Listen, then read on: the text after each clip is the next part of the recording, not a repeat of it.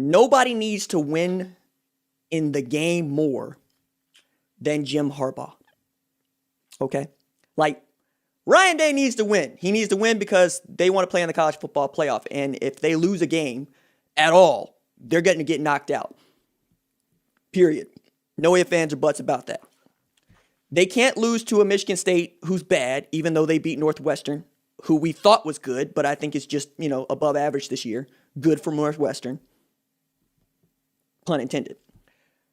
They can't lose to Michigan because Michigan is actually bad this year. Like, Penn State was winless before last Saturday and beat Michigan. And more than that, beat Michigan in Ann Arbor.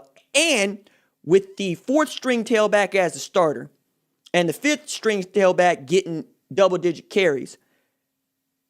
And Penn State had been giving up 36 points per game on average and at least 30 in every game they played. They only score 27. They win by 10. Which is to say, if Michigan had just hit the average that opponents have against Penn State, they'd probably win the game. 30-27. Full stop. Now you got Jim Harbaugh, who is very much being looked at sideways on a number of different topics, but not the least of which is, yo, man, we brought you here to win championships, not to be mediocre to above average. To which I have this.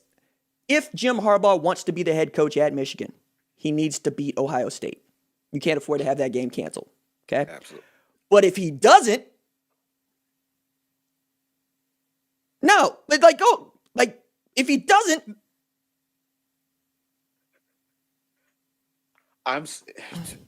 Chaos movement.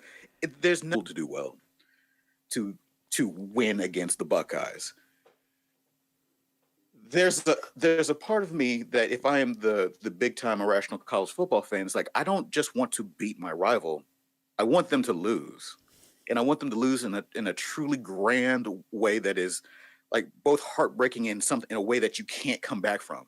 And if you have just a little bit of rationality in your Wolverine fandom, you think, okay, what's the best way we can beat Ohio State? It would be for Jim Harbaugh to get up onto at a pull a press conference, go up to the pulpit, whatever it's called, and push up his glasses like he's Gendo from Evangelion and be like, yeah, it's looking like the tests are not looking too good. We might have to call, we're going to have to call this game. And like, I know that's like the easy conspiracy theory, but man, may I? Please. Like to thank all of y'all for coming into this impromptu press conference. And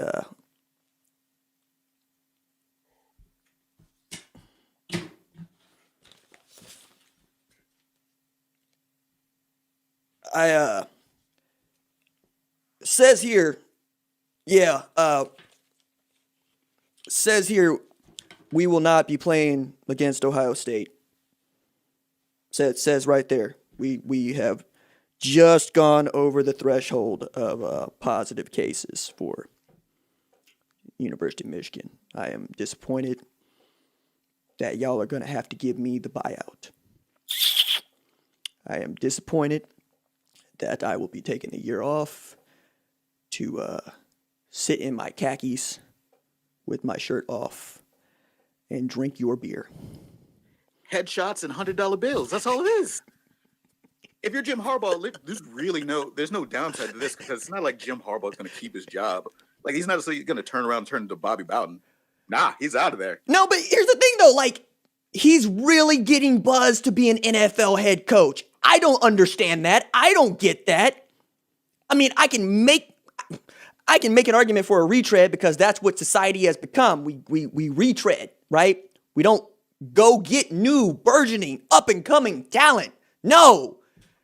Give me the same dude that was just mediocre to bad elsewhere. You know, like that's where we are with this. But I don't see it because Jim Harbaugh is nothing if not prideful. And the last thing that man wants to do is leave Michigan winless against Ohio State. Like, there's lots of data out there that he would like to change, right? Not the least is being 2-12 against top 10 teams, right? And really bad against the 3 teams you ought to beat, or you should beat, or we want you to beat: Michigan State, Penn State, and Ohio State. But like, even Brian Griese is out here just being loud about it. So for those of y'all who don't know, Brian Griese played college football at Michigan, calls Monday Night Football on ESPN with Louis Riddick, where Louis Riddick is out there just doing the most. I love hearing that man talk football. He's so enthusiastic about these trash football games they sometimes get. It's the best, right? And Steve Levy's out there just zing, zing. It's a really good broadcast. I enjoy it. But Brian Griese took a screenshot of a screenshot, posted it to his Twitter, where he posts nothing ever, and said, "Enough is enough." Like, when you got dudes that don't pay attention to Michigan as their job, like Brian Griese, coming out here asking for your head as a big picture of you, Jim Harbaugh, your profile is next to this really crappy bunch of statistics. Yeah, I would want to stick around because he's got 1 year left on his deal, right? And the thing that people keep saying is, you don't want to recruit with 1 year left on your deal. What are you going to tell recruits? That you're the head coach. Hello. That's what you tell them. Like, this is another thing. My job is here to win football games. Would you like to win football games? Right. I mean, and it's not as if he's been recruiting poorly. Like, after his first year, everybody's first year is pretty bad, save Urban Meyer, who came out like gangbusters. I need to write about that, quite honestly. But he's been doing good. Like, he wins 9 games. You know, he'll put together the odd 10-win season. Just won't beat Ohio State or Penn State. Won't win a Big Ten championship, right? He wants to get over that hump. I get it. I understand. But where I come down on this is also in this conversation around, well, buying your head coaches out and recruiting during the silly season. So I want to get to this topic because I think that this topic is also part of the Michigan conversation. You noted Derek Mason got fired as a head coach of Vanderbilt. Okay, They're 0-8. It might be the toughest job in all of college football, like, period. Like, it is really difficult to think of ones that are harder to get done, because even Kansas had a blip there where Mark Mangino had them playing in the Orange Bowl and was a top 5 team in like 2007. Okay, even Georgia Tech won an ACC championship with Paul Johnson running the triple option in Atlanta. Vanderbilt has had one dude have a winning season or leave there with a winning record, James Franklin, in 40 years. They have never won the Southeastern Conference. The Southeastern Conference has been around since 1923, and they've been in it from the jump. Okay? It's tough.